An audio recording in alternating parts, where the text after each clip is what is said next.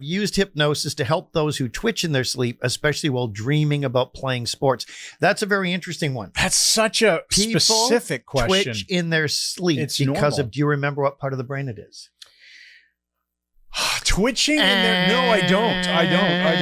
Okay, what is it? Let's get a refund. Tell me now. The pontine tegmentum. I thought you were going to say that. Tegmentum is the part of your brain that shuts down your motor neurons while you're asleep. Why, Chris? So that you don't thrash around if you're fighting dragons. Like You don't like Jack the around thrasher. Yeah. You don't want to thrash around in your dreams and accidentally smack your wife in the head or something like that. Or have her stab you through the heart or something. Yeah. That's right. So these motor neurons are supposed to shut down. When it happens too much, you get sleep paralysis.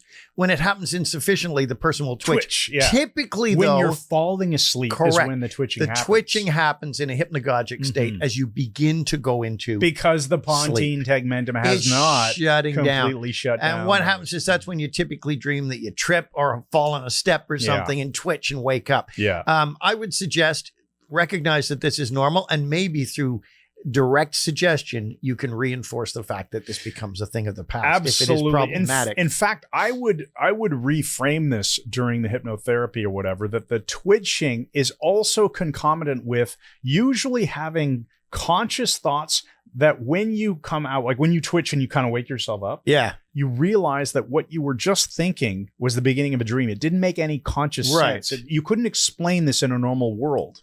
And when you reframe that as normal, the person can be explained or given the hypnotic suggestion that this will give you a wonderful new sense of comfort that you're falling asleep. It means you're almost asleep. Excellent.